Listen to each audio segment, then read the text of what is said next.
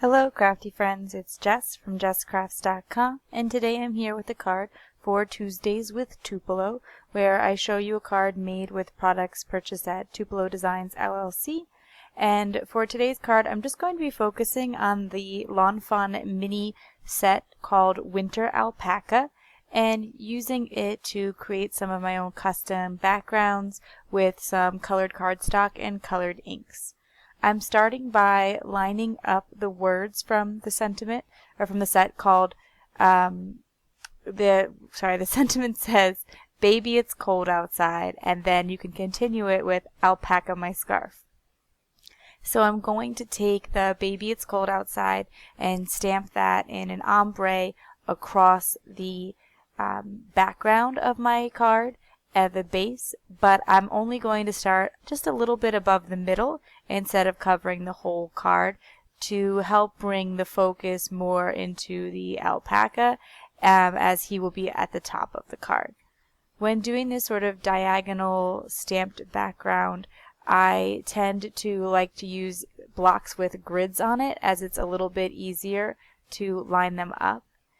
I'm using a Hero Arts ombre ink pad, but of course just use whichever inks that you have on hand, or look around at the shop and see what colors they have available, because you can create this ombre look without an ombre stamp pad, since you are just using 3 different colors of blue and only stamping 1 color of ink at a time.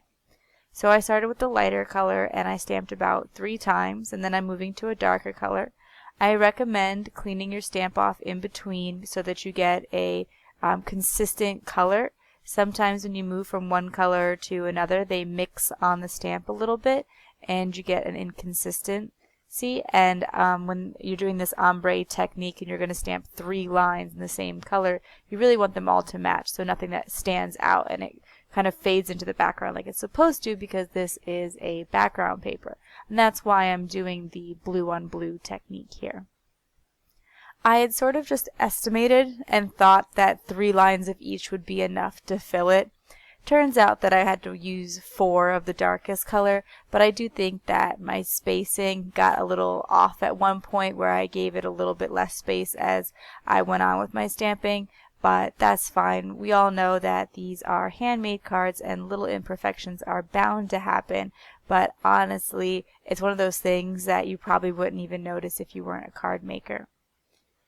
This week at Tupelo Designs, we are celebrating with the, some sales of some of the exciting things that have been going on at Tupelo, and there is a sale today where everyone is able to get $5 off their order, but also, very excitingly, 4 times the number of bonus points, and so then those bonus points can be used for purchasing product. And there is a big Black Friday sale coming up this Friday, 20% off the entire store. So be sure that you subscribe to the newsletters or check out the Facebook page and group so that you can be aware of all those exciting sales going on.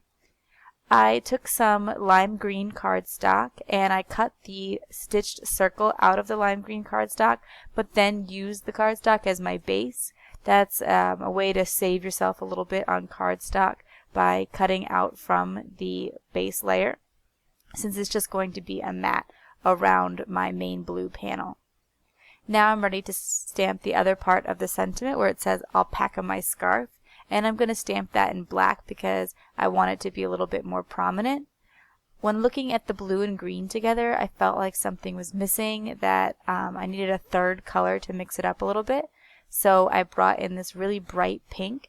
It's a little bit of an untraditional color combination for a Christmas card, but then again, this is not exclusively a Christmas card. It could just be used for winter time. And I took the pink cardstock and cut out a scallop border, and then I used the pink cardstock to create a card base. When you're using a dark color card base like that, you might need to use a card liner, like just a little thin sheet of typing paper to write on instead. But this one is still fairly light, and a black pen will probably be enough. Now I'm ready to color the alpaca from the stamp set.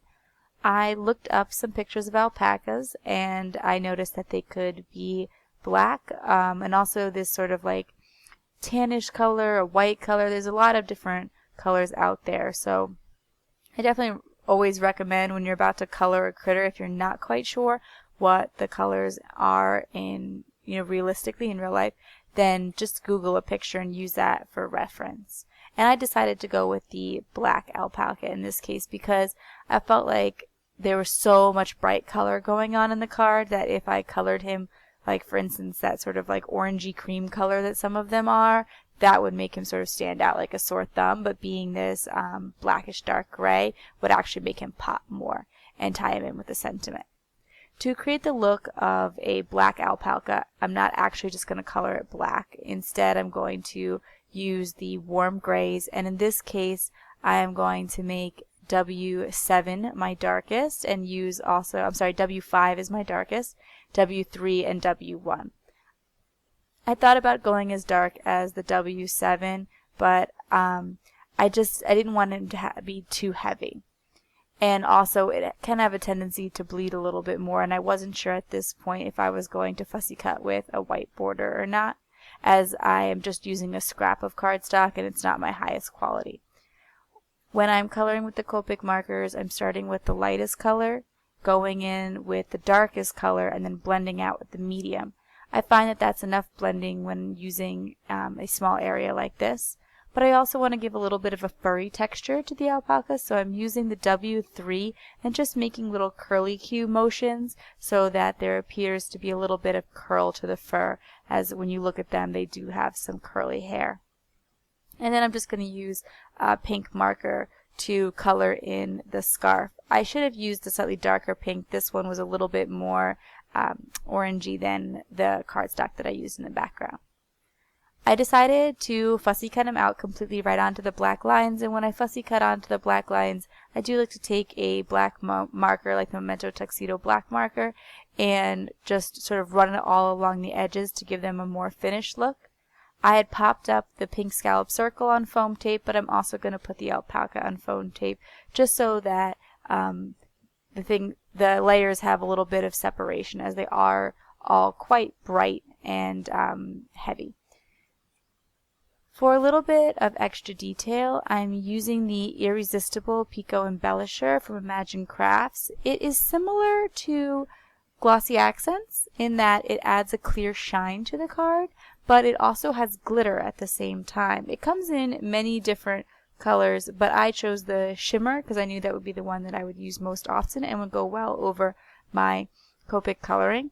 And I felt like this just added a little bit more interest than the Glossy Accents. So rather than, say, using Wink of Stella and then Glossy Accents over it, it basically does 2 steps in one. Once I had finished that, I thought that the green paper was looking a little too sparse and a little too harsh, and I wanted to kind of tie in that tone-on-tone stamping I'd done on the blue cardstock, and so I took the little snowflake from the set, and I'm just stamping on some tone-on-tone green snowflakes. I really like how the Lawn Fawn sets include quite a few stamps, even in a tiny set. And that's it for my card today. If you like this video, please give it a thumbs up. If you're interested in more crafting tutorials, including Lawn Fawn and Copic coloring, please subscribe to my channel. As mentioned before, be sure to check out Tupelo Designs, as there is a great sale going on today, and also an excellent Black Friday sale where 20% off the whole store. And thanks for watching. Bye.